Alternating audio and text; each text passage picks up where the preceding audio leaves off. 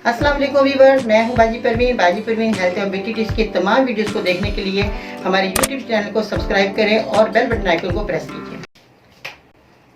अस्सलाम वालेकुम। नए दिन के आगाज़ के साथ बाजी परवीन आपकी खिदमत में हाजिर है। आज की इस वीडियो में जिन लोगों को बहुत ज़्यादा खांसी रहती है और उसके साथ बलगम रेशा बहुत ज़्यादा शिद्दत का जो है रेशा निकलता है खांसी करने के बाद, तो मैं उन लोगों को ये कहना चाहूँगी कि वो लोग जो है ठंडी चीज़ों का इस्तेमाल बिल्कुल भी ना करें।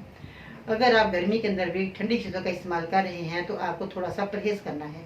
अगर आप परहेज़ नहीं करेंगे तो खांसी आपकी शिद्दत अख्तियार कर जाएगी। तो आपने इन चीज़ों का और इन बातों का ख्याल ज़रूर करना है कि हमें क्या चीज़ खानी है, क्या चीज़ नहीं खानी। क्योंकि खांसी जब होती है तो हमें बहुत ज़्यादा, जब खांसी होती है तो कई लोगों के खून निकलना शुरू हो जाता है।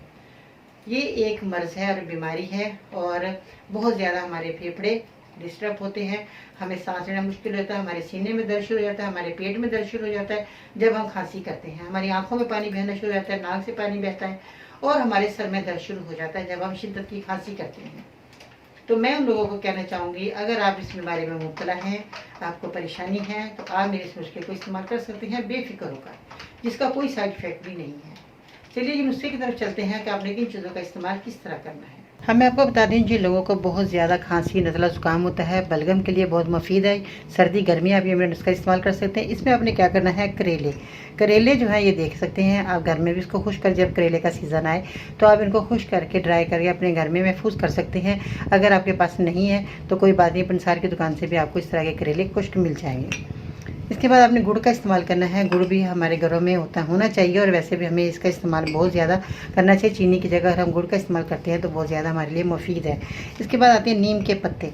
नीम के पत्ते जो हैं आपके पास देसी नीम का होना चाहिए, जो कि उसकी खुशबू, अगर वो ड्राई भी हो, जिस तरह आपके सामने ये ड्राई मौजूद है, इनकी खुशबू जाती नहीं है।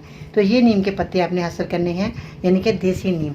आपने इन चीज़ों का इस्तेमाल करना है। अब आपको मैं बताती हूँ क्वांटिटी कितनी लेनी है। आपने खुश्क करेले का आपने पाउडर बना लेना है, फाइन पाउडर अच्छे तरीके से आधा चम्मच आपने लेना है। इसके बाद नीम के पत्तों का पाउडर आपने लेना है आधा चम्मच। इनको मिलाकर इसमें आपने गुड़ मिला लेना है 1 से 1.5 चम्मच। इसमें गुड़ मिलाएं। ये नीम दांतों के लिए अच्छा है, दर्दों के लिए और कमर दर्द के लिए, स्किन के लिए बहुत अच्छा है। आसानी के लिए आपने क्या करना है, इसकी पुड़ियाँ बना लें, कागज़ ले और उसके अंदर 1-1 चम्मच इसके अंदर पुड़ियाँ बना लें। और ये सारी चीज़ें आपने हम वज़न लेकर तीनों को मिलाकर रख लें। अगर आप ज़्यादा बनाकर रखना चाहते हैं तो इन्हीं चीज़ों को आप ज़्यादा क्वांटिटी में कर लीजिएगा। तो आपने इसको बनाकर रख लें और पुड़ियाँ बना लें। पानी की मदद से आप खाते रहे, एक पुड़ी खाना खाने के बाद आप खोलें और उसको आप पानी की मदद से खा लें। अगर आपको ये फ़ायदा दे जाए तो आप 1-2 महीने इस नुस्खे को लेना है। और इसके बाद आपने क्या करना है, थोड़ा सा मक्खन लेना है, डबल रोटी पर लगाकर, वो भी आप खाएं।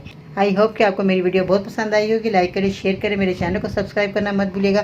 बेल बटन आइकन को ज़रूर प्रेस कीजिएगा ताकि इस तरह के कामयाब नुस्खे आप तक बहुत जल्द पहुँचते रहें। अपना ख्याल रखिएगा। इसके साथ ही बाजी बिन को इजाज़त दीजिएगा। इंशाअल्लाह ताला ज़िंदगी रही तो फिर मिलते हैं नई वीडियो में।